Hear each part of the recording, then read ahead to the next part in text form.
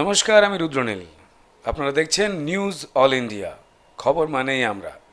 আমি রোজ দেখি, আপনারাও দেখুন।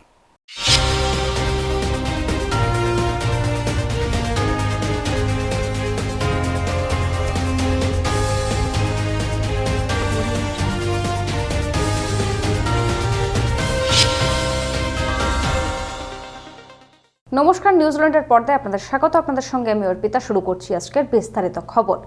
লোকসভা নির্বাচনের লড়াইয়ের প্রস্তুতি নেওয়ার ইঙ্গিত তৃণমূলের। এবার বাংলায় কংগ্রেসের সঙ্গে হাত মেলাতে নারাজ তৃণমূল নেত্রী মমতা বন্দ্যোপাধ্যায়। শুক্রবার দলের বৈঠকে তিনি অন্তত তেমনই ইঙ্গিত দিয়েছেন।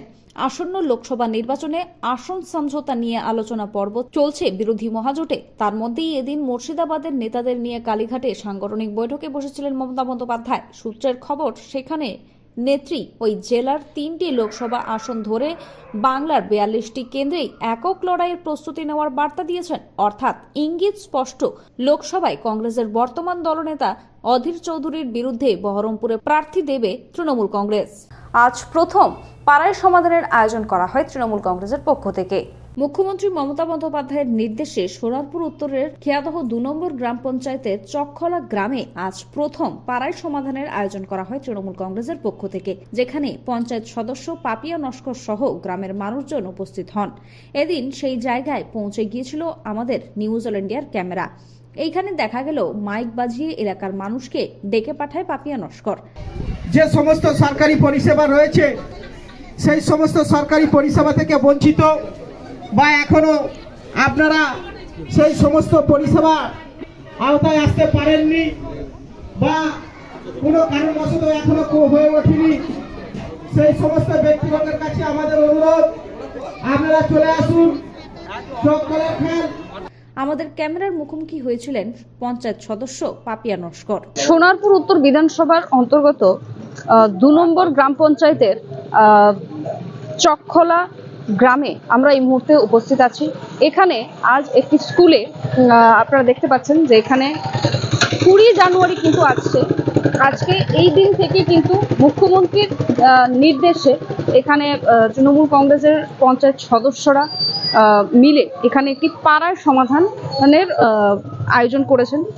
এখানে আপনাদেরকে আমি দেখাবো। এখানে কিন্তু আপনাদেরকে আমি দেখানোর চেষ্টা করবো। এখানে কিন্তু যে পাড়ায় সমাধান যে অনুষ্ঠানটি, সেটি কিন্তু ইতিমধ্যেই শুরু হয়ে গেছে। এখানে এলাকার মানুষজনকে মাইকিং করে বা পাপিয়া নস্কর যে পঞ্চায়েত সদস্য, তিনি কিন্তু সবাইকে এখানে মাইকিং করে বড় বক্স লাগিয়ে এখানে কিন্তু সবাইকে আসার জন্য ডেকে পাঠানো হয়েছে এবং এখানে ইতিমধ্যে সবাই কিন্তু উপস্থিত হয়ে গেছে। এখানে সেই কাজকর্ম, যে পাড়ায় সমাধানের যে কাজ, যার জন্য যে অনুষ্ঠান আয়োজন করা, সেখানে কিন্তু এই শুরু হয়ে গিয়েছে। এখানে উপস্থিত রয়েছে পঞ্চায়েত সদস্য পাপিয়া নস্করও এখানে উপস্থিত রয়েছেন।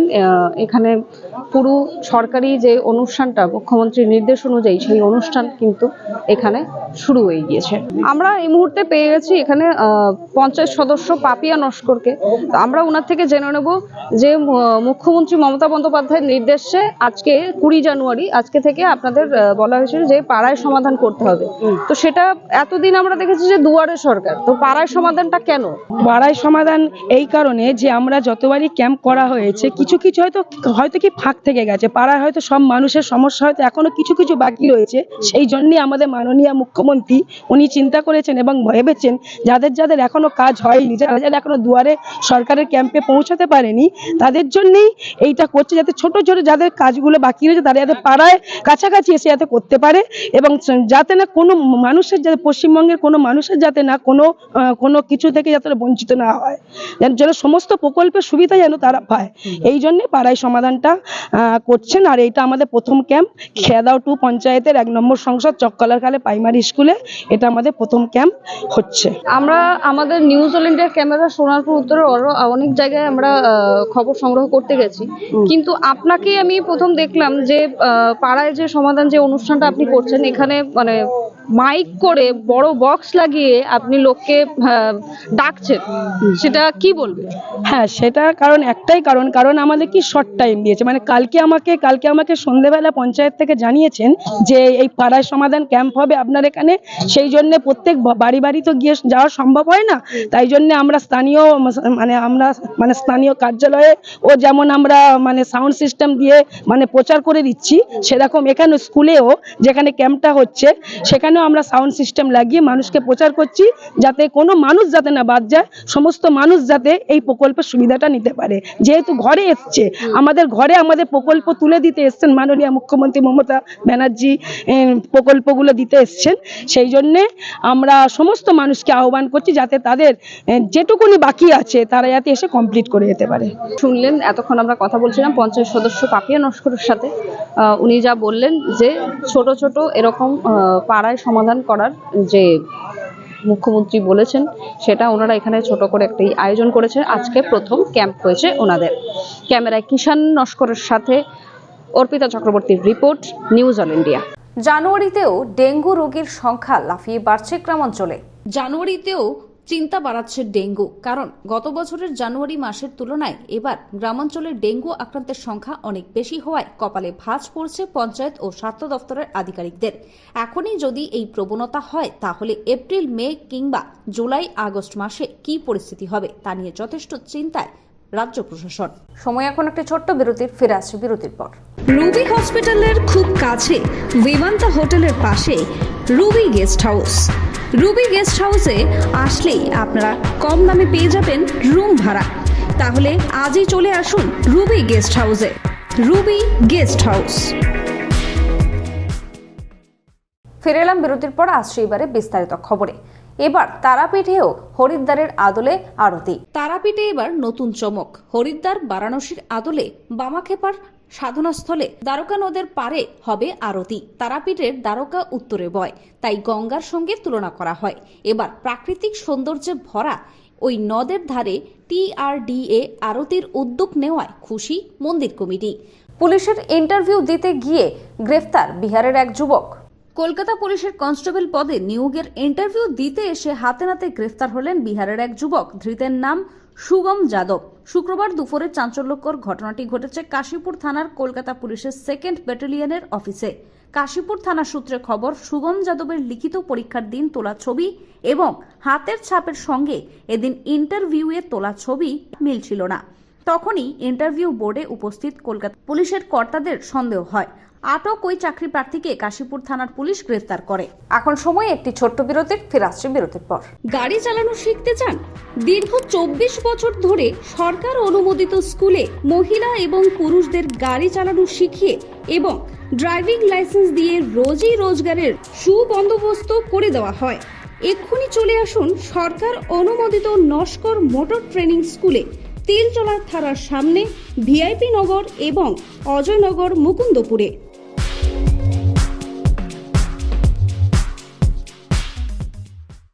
ফিরে এলাম বিরতির পর, আসছে এবারে বিস্তারিত খবরে।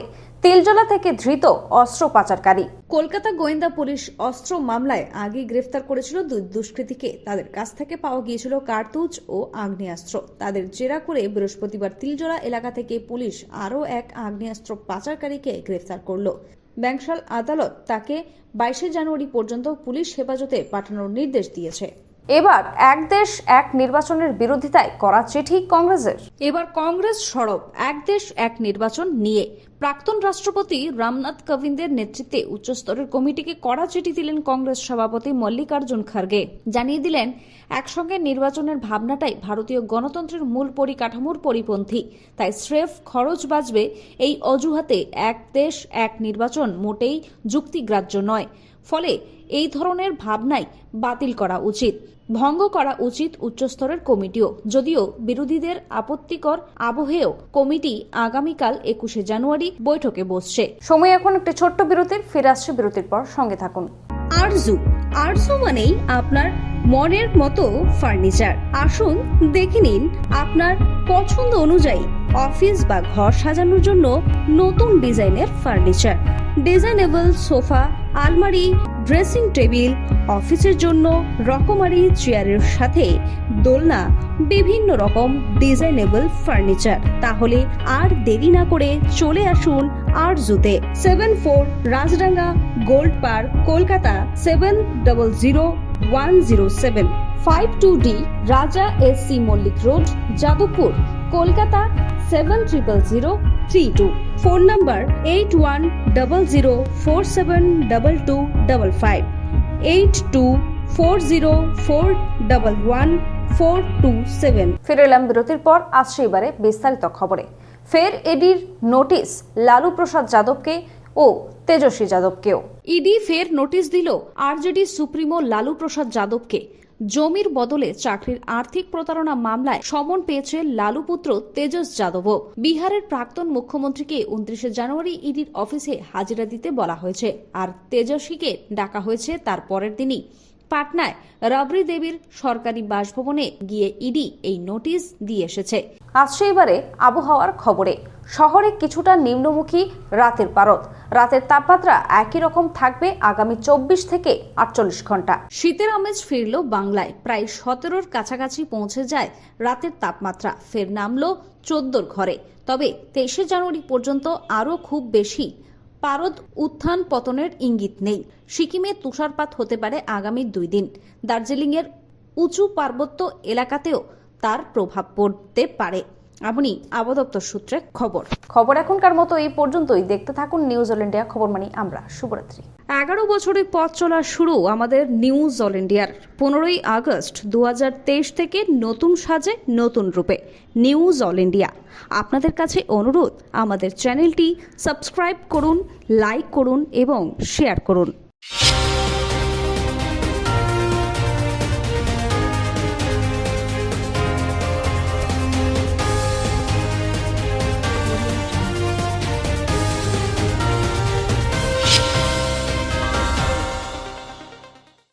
নিউজ অল ইন্ডিয়ার সমস্ত দর্শককে জানাই আমার অনেক অনেক শুভেচ্ছা।